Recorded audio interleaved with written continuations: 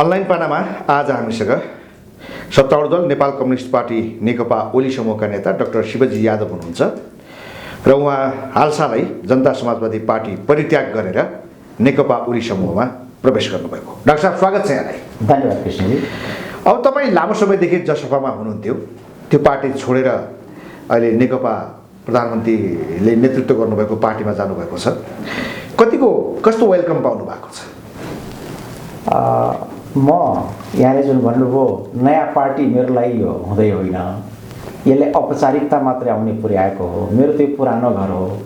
त्यसले गर्दा म अरू पार्टीमा हुँदा पनि जुन किसिमको एउटा सहृदयता थियो ती पार्टीका साथीहरूसँग मैले त्यो पार्टीमा बस्दा पनि कहिले पनि अन्त फिल नगरिरहेको जस्तो अवस्था थियो। औपचारिक रूपमा नि पार्टी दुईटा भए पनि देशको बारेमा सोच्ने, जनताको बारेमा सोच्ने, त्यो राष्ट्रिय एजेन्डाको बारेमा कुरा गर्ने र कुनै चाहिँ स्वार्थ व्यक्तिगत त्यसमा नलाग्ने भएपछि हामी एउटा परिवार, एउटा घर जस्तो व्यवहार भइरहेको थियो। त्यसले गर्दा उहाँहरू पटक पटक मलाई भन्ने पनि गर्नुहुन्थ्यो, ल साथी कहिले चाहिँ यो घरमा आउने, सबै थोक मिलेछ, कुरा गरेछ, तर अर्को पार्टीमा छ। पहिला एमालेमा हुनुहुन्थ्यो, बिचमा यसो घुम्न गए जस्तो, आफ्नो देशबाट बाहिर देशमा कहीँ घुम्न गएर फेरि आफ्नै देशमा फर्किया जस्तो मलाई अब एक किसिमले भन्नुहुन्छ भने त्यस्तै लाग्यो। त्यस्तै किनभने कुनै चाहिँ नि अन्तगा जस्तो नि यहाँले भने जस्तै अर्को पार्टीमा जाँदा पनि त्यहाँ देशकै लागि गएको हो, परिस्थिति त्यस्तो देशमा भएको थियो। तर अहिले यहाँ फर्किँदा साथीहरूको वेलकम जहाँ भेट्दाखेरि जुन किसिमले अङ्गालो मार्या छ, साथ दिया छ, माया गरेका छ, त्यो हिसाबले त म अति नै खुसी भएको छु। किनभनेदेखि सबभन्दा बढी मानिसले आफ्नो योगदान दिन सक्ने, इफोर्ट लगाउन सक्ने, आत्मा सन्तुष्ट हो, खुसी हो भनेदेखि नै त्यहाँबाट के गर्न सकिन्छ। हिजोको दिनमा एमाले छोडेर अर्को दलमा जाँदाखेरिको पश्चाताप त्यसो भए छ तपाईँलाई? छैन, पश्चाताप मलाई छैन। यो कुरोमा त यहाँ चाहिँ नि यो शब्द जुन प्रयोग गर्नुभयो यो चाहिँ नि अलिक बढी हो। मलाई पश्चाताप छैन। के भनेर जानु भएको थियो अनि के भनेर फर्किनु भयो? त्यतिखेर साँच्ची भन्नुहुन्छ भनेदेखि मलाई त्यतिखेर जुन समयमा एउटा राजनीतिक माहौल देशमा आयो र जुन किसिमले त्यतिखेरको व्यवस्था परिवर्तन हुने जस्तो भनौँ न, एउटा फेलियरको अवस्थामा जान लागेर नयाँ व्यवस्थाको चाहिँ नि उदय भइरहेको र त्यसमा चाहिँ संविधान सभाको आवश्यकता भएर त्यहाँबाट संविधान लेखनका कुराहरू जुन भएर नयाँ मोडमा आइरहेको थियो, त्यहाँ यस्तो माहौल म जन्मेको भूमिमा यस्तो किसिमको वातावरण भयो सामाजिक र राजनीतिक, त्यसले मलाई म जस्तो मान्छेलाई केही योगदान दिनुपर्छ भनेर त्यो समूहका नेता स्वयं उपेन्द्र यादव जुन हुनुहुन्छ उहाँ नै म कहाँ आएर तपाईँ जस्तो मानिस यो बेलामा अहिले व्यवस्थापनको लागि यस्तो दलमा चाहिन्छ, हामीले जुन निर्माण गर्दैछौँ त्यसले गर्दा त्यो भूमिका निर्वाह गरिदिनुहोस् भनेर आग्रह गर्न आएपछि मैले उहाँसँग गरेको शब्दको प्रयोग गरेको शब्द यही हो। मैले भने उपेन्द्रजी ठिक छ, तपाईँले जुन भन्नुभयो नि यहाँ होला यो सब कुरो नि, यसलाई नि एड्रेस गर्न जरुरी छ, राज्यलाई कसरी गराउने, के गराउने। तर यो जात पातको कुरा जुन पहाड मधेस हिमाल छुट्याउने गरी यो जुन कुरो गर्नुभयो, म त जुन देशमा बसेर पढिरहेको छु, जहाँबाट म आएँ त्यहाँ मलाई बङ्गाली भेट्दा पनि, श्रीलङ्कन भेट्दा पनि उस त एउटै परिवारको जस्तो, एउटै घरको जस्तो लाग्छ। इन्डियनको त कुरै छोडिदिउँ, त्यो देशमा नेपाल भनेपछि नि इन्डियनै भन्दो रहेछ त्यो नेपाली रहे। त्यस्ता खालको त्यो माहौलबाट म आएको। हामी त एउटा परिवार त्यत्रो विशाल उसमा हेर्ने, यहाँ आएर यत्रो सानो देशमा हामीले फेरि यो पहाडी मधेस यस्ता किसिमको त्यो गर्ने भनेपछि नि उहाँहरूको जातीय राजनीति गर्ने पार्टी रहेछ। मैले चाहिँ त्यतिखेर त्यो हिसाबले बुझिरहेको थिएँ। तर उहाँले मलाई नि बडा गम्भीर ढङ्गले भन्नुभयो, हेर्नुहोस् यो राजनीतिक मुद्दा हो, राजनीति हो, यसरी उठान भयो, अधिकार वनमा वञ्चित छ र म पनि जागिरमा त्योभन्दा पहिला थिएँ, व्यवहारहरू अलिकति देखेका थिएँ। यी सब कुराबाट हो जुन किसिमले अलिकति सबै समेटिएको छैन राज्यमा, त्यो अपर्च्युनिटीमा यसको लागि यदि वास्तवमा एड्रेस हो भने राम्रो हुन्छ भन्ने हिसाबले म पनि नि उहाँको कुरो, उहाँले प्रयोग गरेको शब्द यही हो, तपाईँले भनेको सबै कुरो ठिक हो तर राजनीति हो। लौरो लिएर त मानिसहरू आन्दोलनमा आए, तर यहाँ बुद्धिजीवीहरू यसलाई व्यवस्थापन गर्नलाई चाहिन्छ, समूहमा खाँचो छ आउनुहोस् भनेपछि म उहाँ कहाँ त्यो पार्टीमा समाहित भए र यहाँले भने जस्तो त्यतिखेर बडा गाह्रो मानी म त्यहाँ गएको, लाल सलाम भन्ने बानी लागेको, जय मधेस भन्दा कति मलाई चाहिँ नि त्यतिखेर त्यो भ्याल। तर समयको दौरान एउटा बानी पर्दो रहेछ। त्यो काममा जब म हुम्मिएँ, इमान्दारी साथ मैले काम गरेँ, संविधान सभामा राष्ट्रले देशले सबैले स्वीकार गर्यो, एक किसिमको एउटा सहमति पुगेर एउटा संविधान जारी गर्ने बेलामा नि एउटा ठाउँसम्म त पुगिया थियो नि। 80% लाल सलाम भन्ने बानी परेको मान्छे जय मधेस भन्दा अलिकति गाह्रो भयो होइन? गाह्रो अलिअलि होइन, गाह्रो त साह्रै नै गाह्रो भएको थियो। तर नि देशकै जय भन्नुपर्ने बेला देशकै हो, यहाँले भने मैले पनि त त्यस्तो थियो, लागेको थियो, गाह्रो भएको थियो। तर जब काममा लागेपछि बानी पर्दो रहेछ।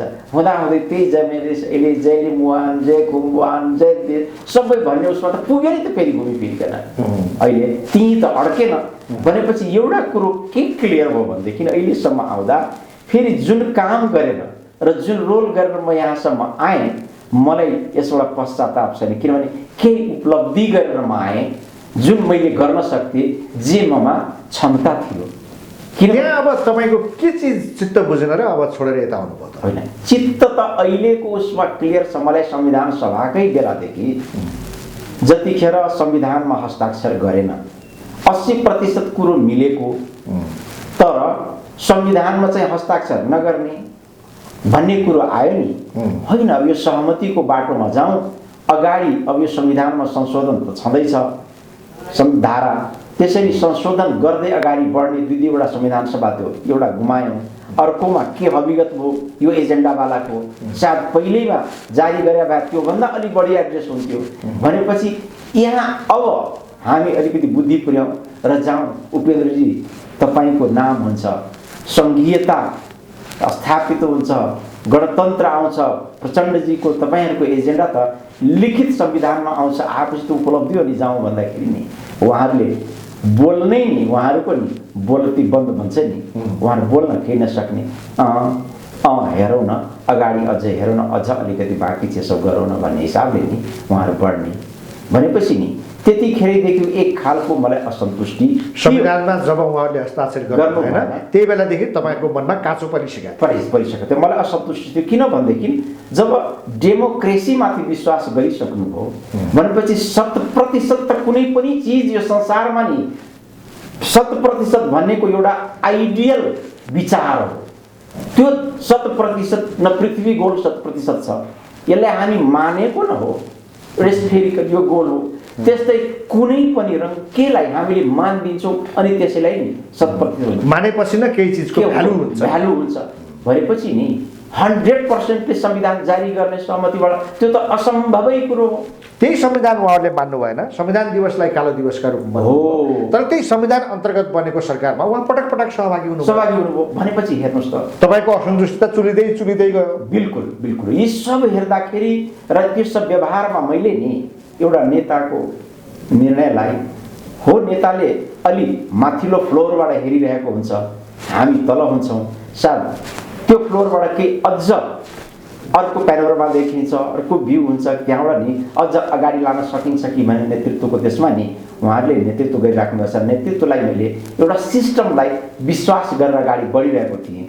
तर हुँदा जब अहिले निर्वाचन घोषणा भयो र जुन सरकारमा आफै सामेल हुनुहुन्थ्यो, त्यो सरकारमा अहिले आफू नभए बेलामा निर्वाचन घोषणा गरेर नि अब म आन्दोलनमा जान्छु फेरि भनेर नि यो जुन उहाँहरूले आलो काँचो निर्णय जनताको सामने नगइकन फेरि आन्दोलन, के को आन्दोलन? जब एउटा जनतामा सरकार गइ नै सक्यो, पठाइ नै सक्यो, त फेरि आन्दोलन भनेको पनि त जनतामा नै जाने भने हो। जनतामा फेरि त्यो भनेको भेग हो, यो भनेको त कङ्क्रिट हो। विपरीत अर्थ भयो, उहाँहरूको कुरै मिलेन। अब एकातर्फ संविधानलाई कालो दिवसका रूपमा पनि मनाउने, अर्कोतर्फ प्रधानमन्त्रीले संविधानको उल्लङ्घन गर्यो, संविधानको हत्या गर्यो भनेर यही संविधान जोगाउनको निम्ति आन्दोलन गर्ने। जुन संविधानलाई तपाईँले मान्नु नै भएको छैन, हस्ताक्षरै गर्नु भएको छैन, त्यसको के माया? त्यसमा धारा उपधारा कति तपाईँले नि त्यहाँ नि देखाउनु भएको छ, खोट कति काम नलाग्ने छन् भनेपछि त्यहाँ तपाईँले नि एउटा सहमति गरेर जुन धारामा अहिले तपाईँले खोट देख्नुभयो, प्रधानमन्त्रीजी धारा मिच्नुभयो भनेपछि त्यहाँ के कमजोरी रहेछ त? प्रजातन्त्रको सबभन्दा त सुनहरा चिज, सबभन्दा सुनौलो भनेको त निर्वाचनै हो नि। निर्वाचन भन्दा पनि डेमोक्रेसीमा मुटु कुनै चिज हुन्छ र? यसको रहस्य के रहेछ यो खोलिदिनुहोस् त। अब संविधान नै अस्वीकार गरेका राजनीतिक दल र तिनका नेताहरूले अहिले संविधानको रक्षार्थ यो किसिमको आन्दोलन गर्नुपर्ने कारण के रहेछ? कारण उहाँहरूलाई के भन्दा अपरचट उहाँहरूको यो पछिल्लो समयमा जुन हिसाबले समय उहाँहरूलाई त लागेको थिएन, 5 वर्षसम्म त्यो चलिहाल्छ, आफ्नो यसमा जे जति आएछ आफ्नो दुनो सुझाउँ, 5 वर्षसम्म जे छ आर्जन गरौँ र अहिले यही दल जुन भन्नुहुन्छ जसपामा जुन थिए तिनीहरूको आफ्नो अहिले जसपा बनिसक्दासम्म त पहिला त मिलिजुली सरकार थियो राजपा र समाजवादी पार्टीको, तर अब त जसपाको सिङ्गल जसपाको त सरकार हो भनेपछि त्यति पनि कम्तीमा भाग छ, त्यसले आफ्नो हिसाबले गर्न पाएछौँ भनेर प्रदेशमा सरकार चलाएका छन्।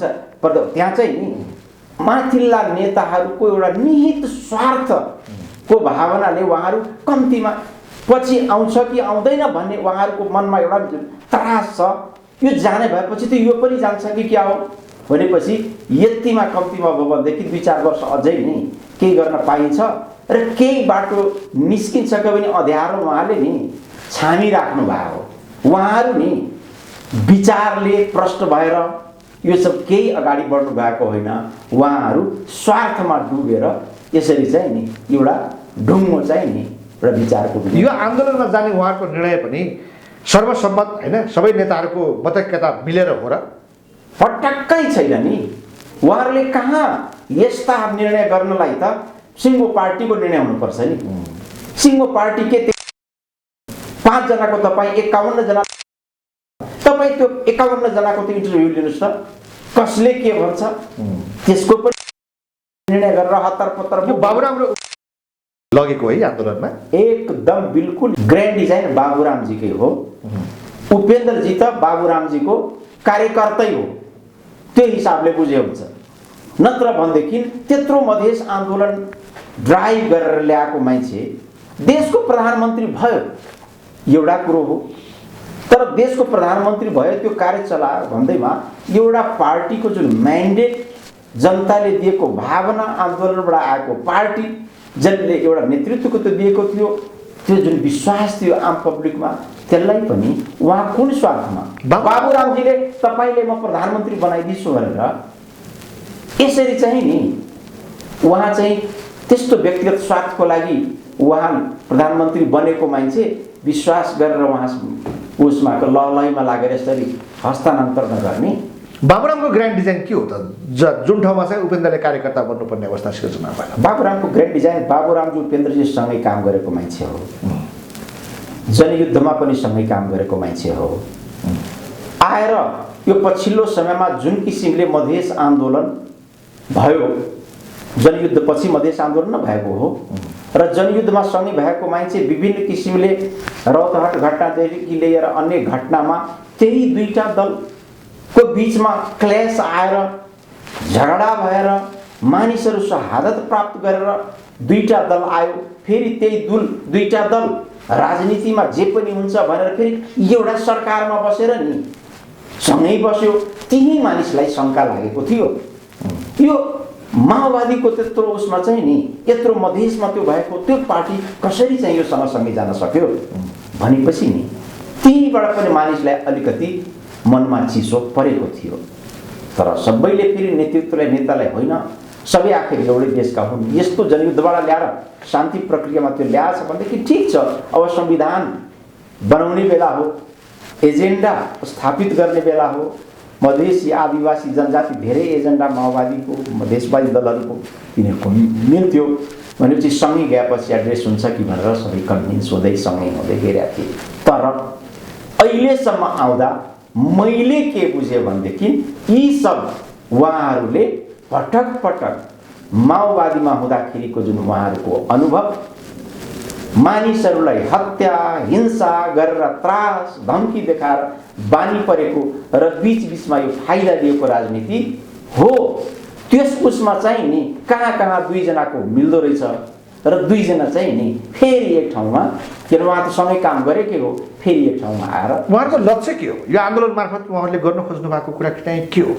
यो आन्दोलन गराएर फेरि पनि उहाँहरूको एउटा चाहिँ अचम्मको के रहेछ भन्नुहुन्छ भने उनीहरूको विचार भनौँ जतिकै जनमुक्ति गर्यो अस्थिरतामा राखिसकेपछि अस्थिरताको बेलामा त्यहाँबाट चाहिँ नि जे पनि धमिलो पानीमा माछा मार्नु भन्छ नि जोस मुलुकमा अस्थिरतामा अस्थिरता कहीँ यसो एक दुईवटा ठुला माछा हात फेला परिहाल्छ कि भन्ने आशा हो त्यही हो अस्थिरतामा चाहिँ आफ्नो स्वार्थ चाहिँ पूर्ति गर्न पाइन्छ तर के त अब यो जसपा भन्ने पार्टीमा त बाबुराम र उपेन्द्र मात्र होइन होइन महन्त ठाकुर रायना महतो सरसिंह भण्डारी अनिल झा राजकिशोरहरू यस्ता यस्ता नेताहरू त्यहाँ छन् उनीहरूको केही भूमिका देखिँदैन हो नि यहाँले जुन भन्नुभयो नि उनीहरूको भूमिका त अहिले निरीह देखियो कि निरीह तपाईँ दल दर्ता गर्ने बेलाकै अवस्था यदि तपाईँसँग कतै यदि छ भनेदेखि अरू यो भिडियो त्यहाँका त्यही कुराहरू नि एकातिर भइसक्यो अब चाहिँ दल दर्ता गरेर जानुहोस् भनेर भने निर्वाचनको प्रमुख थिएँ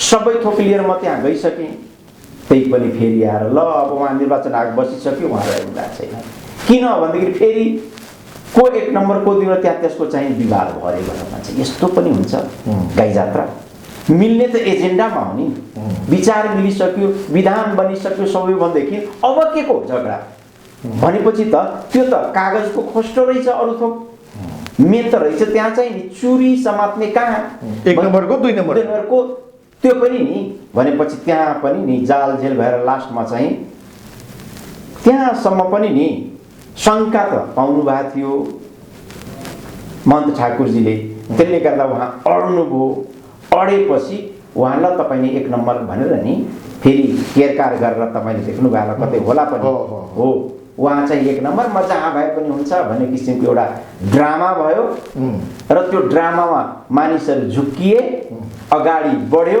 अगाडि बढिसकेपछि जब लिखित दस्तावेज उठाउनु अगाडि आयो लिखित दस्तावेजमा विधानमा आउँदा त परिषदको अध्यक्ष त फेरि बाबुरामजी नै बनाए भनेपछि यसरी उहाँलाई पनि नि ट्र्याकमा पारियो जसपा यो सम्पूर्ण रूपमा बाबुरामको मुठ्ठीमा छ जसपा उहाँले जे चाह्यो त्यही हुन्छ त्यही नै हुन्छ उहाँको नेता उहाँ नै हुनुहुन्छ उहाँलाई एक किसिमले भन्नुहुन्छ भनेदेखि नि जीवनभरको अहिलेसम्मको जे जति गल्ती कमी कमजोरी छ साँच्ची नै यदि उहाँमा यदि गट्स छ भनेदेखि उहाँ खुलेर आएर यसको नेता म हुँ देशमा जनतामा अहिलेसम्म जे मेरो गल्ती कमी कमजोरी भयो म सबैलाई यो दलकोबाट चोख्याउँछु त्यो दललाई लिएर हिँड्न सक्ने आँट हुनु पर्यो बाबुराम अब जसपाको टाउकोमा यदि बसेका हुन् भने त्यो भनेको त महन्त ठाकुर उपेन्द्र यादव यी सबैको टाउकोमा हुन् अब हिजोको दिनमा मधेस आन्दोलन गरेका मधेससँग भएका थुप्रै सम्झौताहरू त्यहाँका मुद्दाहरू एजेन्डाहरू सम्पूर्ण कुराहरू बाबुरामको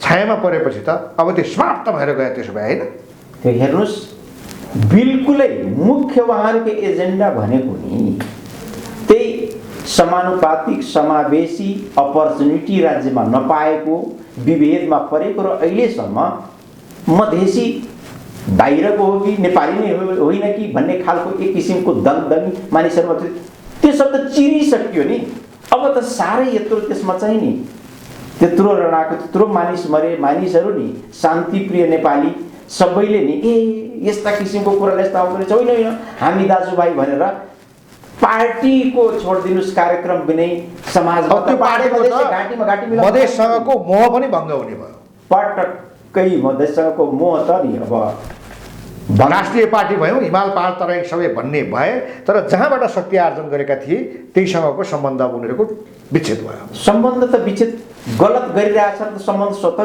त जनताले विच्छेद गरिदिन्छ नि अहिलेसम्म त नाटक उहाँहरूले गरिराख्नु भएको छ तर जनताले त कहाँ पत्याउँछ अब बाबुरामजीले खुलेर यदि मनमा चोर छैन भनेदेखि खुलेर आउन के को त्यो म पहाडे भए पनि नि म यो एजेन्डामा छु भयङ्कर खेलाडी है बाबुराम अब चुनाव जित्दाखेरि काङ्ग्रेसको भोटले चुनाव जितेर आउने पार्टीको अलायन्स चाहिँ अर्कोसँग हुने अध्यक्ष अन्तै गएर हुने मुद्दा अर्कै बोक्ने बाबुराम यो देशको राजनीतिमा एउटा रहस्यात्मक पात्र रहेछ एकदम रहस्यात्मक पात्र बेला बेलामा त कतिजना मानिसले यसरी के भन्यो भने होइन अब यो देशमा त नि पटक पटक सूर्यबहादुर थापा जस्तो बेला बेलामा प्रधानमन्त्री हुन सक्ने क्षमताको मान्छे हो कि क्या हो भनेर नि बेला पात्र इतिहास दोहोरिँदैन बन्छ के मानिसले भन्छ राज दोहोरी, त्यस्तो होइन।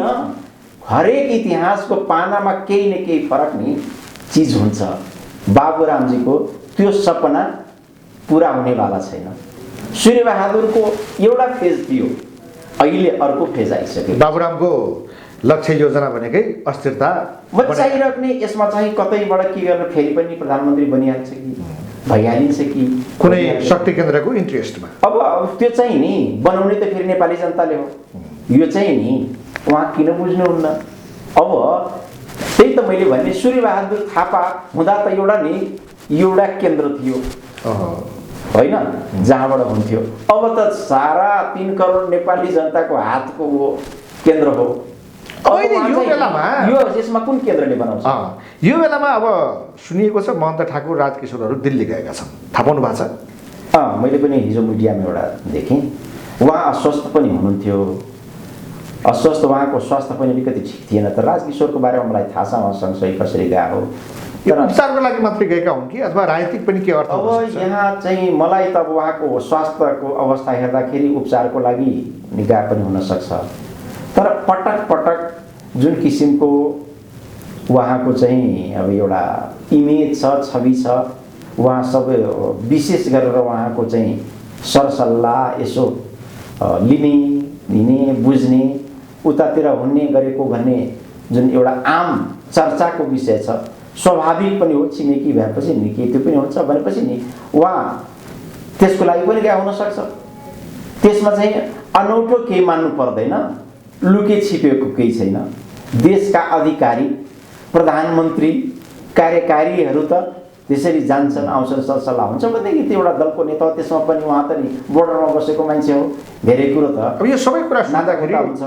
यो सबै कुरो सुन्दाखेरि यो जसपा अब इन्ट्याक्ट भएर बस्छ जस्तो लागेन। जसपा इन्ट्याक्ट छँदै छैन। तपाईँ जे देखिराख्नु भएको छ त्यो ठाउँमा ल्याउनलाई अहम भूमिका गर्ने मान्छे म हो। म त्यसमाको रोल गर्ने दिएको मानिस हो। त्यहाँ चाहिँ नि मुख्य भूमिकामा बाहिर मिडियामा तपाईँले जति देखिए तापनि अब त मलाई भन्न त गाह्रो छैन, किनभने मैले अन्याय केही गरेको छैन, गलत कुरो केही पनि भनेको छैन। हामी राष्ट्रकै लागि एक ठाउँ हितमा ल्याउँ भनेर म, गङ्गा नारायण श्रेष्ठ, सर्वेन्द्रनाथ शुक्ला र लक्ष्मणजी सधैँ हुनुहुन्छ। उताबाट उहाँ 2टा पात्र, यताबाट हामी 2टा पात्र समाजवादीबाट। हामी यसरी निकै बसेर नै छलफल गरेर होइन ल्याउँ भनेर नि सबै गरेर त्यो गरेर सहमति गरेर त्यसो गर्दै गर्दै त्यो सबै चाहिँ जे होस् होमवर्क गर्ने मानिस गर्ने त नेताहरूले नै हो। हामीले जति गरे पनि तर सहयोगी त हामी नै थियौँ नि होइन। हामीले यसको चाहिँ मर्म बुझेका थियौँ। देशले चाहेको छ, देशले खाँचो। विधिवत रूपमा यो पार्टी कहिले फुटको घोषणा होला जस्तो लाग्छ तपाईँलाई? हुन्छ त्यसपछि के गर्ने भनेपछि आन्दोलनमा गएपछि त फर्किनु पर्यो नि। त्यहाँ फर्केपछि नि त्यसपछि एउटा औपचारिक बैठक हुन्छ। बैठकमा त्यहाँ वाद विवाद हुन्छ अनि त्यहाँ चाहिँ नौटङ्की फेरि देखाइन्छ। यो कुरो मिलेन, एउटाले भन्छ म होइन यो त गलत हो। यसरी चाहिँ नि कसरी फर्किने तुरुन्तै होइन? जनतामा यहाँ गइसकियो, यस्तो भयो, हाम्रो लाज हुन्छ, हामी यसैले चाहिँ सरकार लानुपर्छ। केपी ओली चाहिँ एउटा निर्वाचन घोषणा गरेको छ, यसले फेरि नि अन्याय गर्ला, हामीलाई यो गर्ला भन्ने किसिमका नि मनगढन्ती कुराहरू थुप्रै आउँछन्। उनीहरूले छुट्टै पार्टी बनाउँछन् कि कहीँ समाहित हुन्छन्? समाहित चाहिँ यिनीहरू हुँदैन। एउटा कुरो तपाईँ बुझिराख्नुहोस्, किनभने उनीहरू च्याखे थाप्ने एउटा जुन चलन छ नि, कम्पनी दर्ता गरेपछि त्यसमा च्याखे थाप्ने, आफ्नो खेतीपाती चलाइराख्ने हो। उहाँहरू चाहिँ नि एक किसिमको पार्टी दर्ता भनेको व्यवसाय चलाउने एउटा चाहिँ नि त्यो दर्ता गरेको त्यो उहाँ चाहिँ नि एउटा कचौरा समातेर बस्ने, कसैले 10 रुपियाँ हालिदिन्छ, कसैले 20 रुपियाँ हालिदिन्छ हो। त्यसमा चाहिँ नि त्यो चाहिँ नि कम्तीमा त्यसलाई जीवित राख्ने अनि त्यसैबाट चाहिँ आफ्नो नि जीवन गुजाराको लागि त उहाँहरूले चाहिएको होइन। तर उहाँहरूको के एउटा असीमित स्वार्थ छ जसले उहाँहरूलाई नि त्यहाँ त राखिरहेछ। त्यो दङदङ्गीहरूले पनि। अब यो जसपाको त तपाईँले यति राम्रो विश्लेषण गर्नुभयो। जुन पार्टीमा तपाईँ जानुभएको छ, प्रधानमन्त्री ओलीले नेतृत्व गरेको, त्यसको पनि भविष्य देखिएको छैन होइन। सर्वोच्चको फैसला जस्तो आए पनि प्रधानमन्त्री सहित उहाँको पार्टी दुर्घटनामा जाने लगभग निश्चित देखिन्छ, हो कि होइन? यहाँ अलिकति फरक छ। यहाँ चाहिँ कस्तो देखिन्छ भनेदेखि हुन त तपाईँले भने जस्तो त्यहाँ समस्या हो, अहिले पनि एक नि सबै ठाउँ बस्या तापनि, तर यहाँ चाहिँ एउटा के छ भनेदेखि कम्युनिस्ट आन्दोलन लामो इतिहास छ, तर यसको लामो सपना थियो एउटा कम्युनिस्ट बनाऊ भनेर, एउटा कम्युनिस्ट पार्टी, बलियो कम्युनिस्ट पार्टी बनोस् भनेर, एउटा कम्युनिस्ट पार्टीले देश चाहिँ एकचोटि हाँकोस् भनेर। त्यसको मुखमा आइसकेर उहाँहरूले घोषणा त गरिसक्नुभयो। तर यो दुईटा कम्युनिस्टमा पनि एमाले जुन तत्कालीन थिए त्यो जुन डेमोक्रेटाइज हुँदै गइसकेको थियो र माओवादी जुन किसिमको एउटा चाहिँ नि त्यसको एउटा धारबाट आएको थियो, जसलाई प्रजातन्त्र सहमति गएर ऊ प्रजातान्त्रिक हिसाबले यो संसदीय उसमा त आएको होइन नि, ऊ त सोझै टीका लगाएर संसदमा सबै लाएर बसालिदिएको होइन र भनेपछि नि त्यसरी जनयुद्ध जनआन्दोलन मानिस मारेको त्यसको उसमा नि यसरी हिस्सा पाइहालिन्छ र ट्याक्क बसिहाल्यो, अब यसको चाहिँ नि फाइदा उठाइहालौँ। तर एउटा भित्र जुन उहाँहरूको तुस बाँकी थियो त्यो लिएर आएर जोडेर अब कहीँ यसको टाउकोमा हान्ने कि भने नि यो डेमोक्रेसीकै टाउकोमा हान्ने कि भन्ने किसिमको भित्र कता कता त्यो जुन थियो नि त्यो तुस मिटेको थिएन नि। हो त्यही कारणले अहिले चाहिँ नि विभाजन देखियो। तर फेरि आउन त आएको थियो नि जुट्न एमालेसँग। हो यो मैले जुन कुरो भने नि त्यो कुरो हाम्रो माधवजीले बुझ्न सक्नु भएन र उहाँ चाहिँ एकदम उहाँको पनि नि चित्त छोटो रहेछ। त्यत्रो वर्ष एमाले चलाएको मान्छे, केपी काङ्ग्रेस जस्तो मान्छे, उहाँ जस्तो एउटा चाहिँ नि माधवको मात्रै कुरो भएन, माधव छन्, जल्लाद छन्, इभन वामदेव समेत ओलीसँग छैनन् त्यत्रो केन्द्रीय कमिटी, त्यति धेरै स्थायी कमिटी होइन। यदि अधिकांश त माधवतिरै छन् नि। बिल्कुलै छैन। अधिकांश भनेको के? कमिटी नै फेस गर्नु भएको छैन। स्थायी कमिटीमा प्रधानमन्त्री जानु भएन, केन्द्रीय कमिटीमै जानु भएन, सचिवालयमै बस्न उहाँ डराउनु भयो, सचिवालयमै अल्पमतमा पर्नुभयो। यसबाटै थाहा भइहाल्छ। यो सब कुरो के हुन्छ, पार्टी कम्युनिस्ट पार्टी कुनै पनि पार्टीमा जुन किसिमको आरोप प्रत्यारोप जिम्मा लाएर त मैले भने ऐतिहासिक अवस्थाको पार्टी त्यसको नेतृत्व गर्ने केपी शर्मा ओली अहिले हामीले जुन व्याख्या गर्यौं र त्यो राज्यमाको पनि सम्हालेको पार्टी मात्रै होइन, राज्य सम्हालेको त्यत्रो चाहिँ नि जिम्मेवारी लिएको र एउटा चाहिँ नि दृढ सङ्कल्प बोकेर नेपाललाई इतिहासमा मैले अहिलेसम्म जे जस्तो नेपाल अवस्थामा छ त्यसको चाहिँ जे जति कमी कमजोरी छ यहाँ उसले भएको छ त्यसलाई सच्याउँदै नेपाललाई एक पाइलामा अगाडि सारेर जनतामा आफ्नो छापमा छोडेर जान्छु, आफ्नो काममा अंकित गरेर जान्छु भन्ने सङ्कल्प लिएको व्यक्तिलाई उहाँहरूले एउटा निहित स्वार्थको लागि मलाई प्रधानमन्त्री बनाइदिनुहोस्, त्यो सङ्कल्प गर्नु राम्रो हो, तर त्यो सङ्कल्प देशको संविधान अनुकूल हुनुपर्छ, विधि अन्तर्गत हुनुपर्छ, कानुन अन्तर्गत हुनुपर्छ, पार्टी सम्बन्धी गतिविधि हुनु भने पार्टीको विधान अन्तर्गत हुनुपर्छ। ती सबै चिजहरू म मान्दिनँ, तर मेरो सङ्कल्प राम्रो छ भनेर एउटा व्यक्तिले भन्ने र बाँकी सबैले त्यसलाई साथ दिनुपर्छ भन्ने त हुँदैन नि। विधि प्रक्रिया नियम कानुन मान्नु पर्दैन। बिल्कुलै तपाईँले एकदम चुरो कुरो भन्नुभयो। यही समस्या यही छ, मानिसलाई जनताले यही बुझाउनु छ। केपी काङ्ग्रेसले कहाँ चाहिँ त्यो संविधान उल्लङ्घन गर्नुभयो, कहाँ विधि विधान उल्लङ्घन गर्नुभयो? किन आज हेर्नुहोस् त सर्वोच्चमा के भइरहेछ, यो केको प्रश्न हो, विधिको प्रश्न होइन। त्यहाँ भए त सर्वोच्चले भनिसकेका हुन्थ्यो नि त। सर्वोच्चमा त जे पनि मानिसले लागेको कुरो राख्न पाउँछ, निर्णय त आइहाल्छ नि, निर्णय आउँछ। निर्णय आएपछि उहाँले नि त्यो निर्णय स्वीकार्नुहुन्छ। यसलाई त मैले अघि नै पनि भने पार्टीका नेताहरूलाई, केन्द्रीय कमिटी, स्थायी कमिटीकाहरूलाई हुल्लडबाज भनिदिने, संविधानमा संसद विघटनको कहीँ कतै प्रावधानै छैन, जबरजस्ती विघटन गरेर लैजाने होइन, संवैधानिक निकायहरूमा नियुक्ति गर्नुपर्ने छ, संसदीय सुनवाई हुनुपर्छ, संवैधानिक परिषदको बैठक कसरी गरियो, यी सबै कुराहरू थाहा छँदैछन्। यी चिजहरू त सबै पारदर्शी छन् नि, त यसमा विवाद गर्नुपर्ने कुरै छैन। होइन, यहाँ देखिने कुरो यहाँ जुन छ नि कसले गरेको कुरो सत्य कसले गुरुको असत्य भन्ने कुरो त छर्लङ्ग यसै छ नि। संवैधानिक परिषदको बैठकमा देखादेखि सबै काम गर्न हुने, तर सभामुख नजाने, अरू नजाने, अनि राज्यको जो राज्य चलाइरहेछ त्यसलाई फङ्सन गर्न नदिनलाई विभिन्न किसिमको बहाना बनाएर तपाईँले उहाँले त्यसलाई फङ्सन हुन नदिने भएपछि विधि त राज्यको त आफ्नो छँदैछ नि। उहाँले कहाँ बिच्नु भयो? अब विपक्ष आएपछि के उहाँहरूको बन्दी भएर व्यक्तिको बस्छ? त्यो नियम छैन नि। किन छैन? संवैधानिक परिषदको बैठकमा बहुमत सदस्यहरू बस्ने हो, त्यहाँ बहुमत पुगेको छैन। विपक्षी दलको नेता पनि छैनन्, उपसभामुख त छँदै छैनन् कहाँबाट आएर त्यहाँ सहभागी हुनु, र सभामुख पनि गएका छैनन्। हो, यो सबै परिस्थितिमा कसले पुर्यायो? यो सबै परिस्थितिमा पुर्याउने त फेरि उहाँहरूले हो नि। उहाँहरूको भित्रबाट चाला यो हरेक ठाउँबाट उहाँले हान्दै जाउँ, उहाँले असफल बनाउँदै जाउँ र यसलाई नै फङ्सनलेस बनाउँदै गएपछि दुनियाँलाई त देखाउनलाई हुन्छ नि यसले यो संविधान मिच्यो भनेर। राज्य त्यसरी चल्दैन। राज्यमा तपाईँ ढुक्क रहनुहोस्, जनताभन्दा बाहिर कोही छैन र जनतासम्म पुग्नलाई उसले जे हतियार प्रयोग गर्नुपर्ने हुन्छ प्रयोग गर्छ।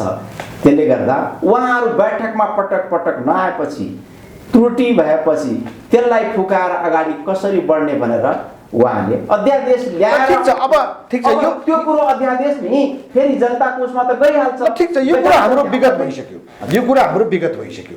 अब आजको यथार्थ के हो भने यदि दृढतापूर्वक अगाडि बढिरहेको प्रधानमन्त्री भन्दै हुनुहुन्छ, तर उहाँलाई सबैले निशाना बनाएका छन्।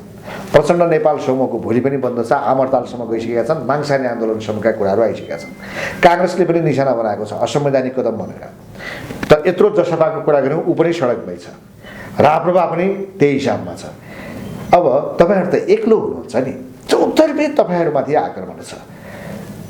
चुनाव कसरी गराउने यी दलहरूले भाग लिनु पर्यो, चौतर्फी आक्रमण भइरहेको छ। अब त्यसकारण जो एउटा तेजस्वी अनुहार लिएर प्रधानमन्त्री अगाडि बढ्दै हुनुहुन्छ, प्रधानमन्त्रीको साथमा जो तपाईँहरू हुनुहुन्छ, यो तेज अनुहार तपाईँहरूको वैशाखसम्म मात्रै हो। त्यसपछि तपाईँहरूका अवनति, तपाईँहरूका दुखी दिनहरू सुरु हुन्छन्। यो कुरालाई कसरी हेर्नुहुन्छ?